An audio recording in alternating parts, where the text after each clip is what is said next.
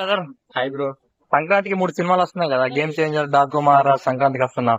ఏ cinema మీద మీకు ఎక్కువ ఎక్స్పెక్టేషన్స్ ఉన్నాయి?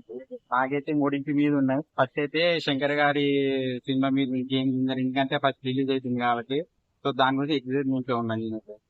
అన్న ట్రైలర్స్ చూస్తారు కదా, ఇప్పుడు డాకు మహారాజ్, గేమ్ చేంజర్, మీకు ఏ ట్రైలర్ ఎక్కువ నచ్చింది? Game changer. గేమ్ చేంజర్ అన్న. ఓకే, గేమ్ చేంజర్ లో మీకు ఏ లుక్ ఎక్కువ బాగా నచ్చింది? చరణ్ గారిది అంటే పోలీస్ ఆఫీసర్, ఐఏఎస్, పొలిటీషియన్?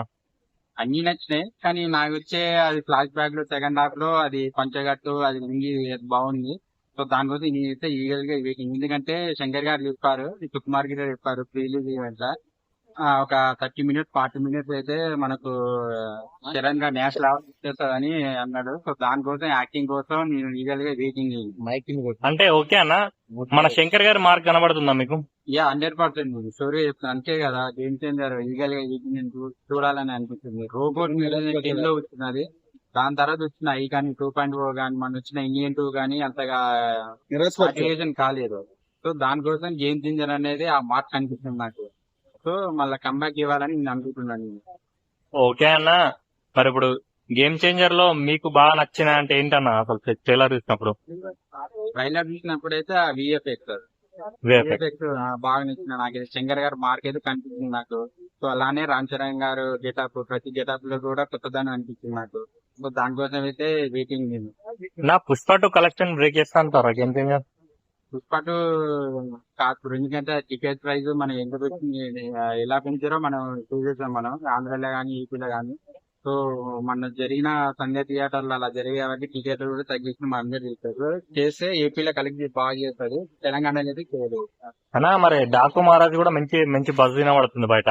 ఈ డాకు మహారాజ్ వల్ల గేమ్ చేంజర్ కి ఏమైనా డల్ అవ్వచ్చా కలెక్షన్ వైజ్ గా? అలా ఏం లేదు, ఎందుకంటే గేమ్ చేంజర్ అనేది ఒక ఫ్యామిలీ మూవీ కాబట్టి కొంచెం తాగొచ్చినా కూడా అది ఎక్కడికి వెళ్ళిపోతుంది. డాక్ మహారాజ్ అనేది మన టాలీవుడ్ పరిమితం కాబట్టి అది ఎలా ఉన్నా బాగుంటది.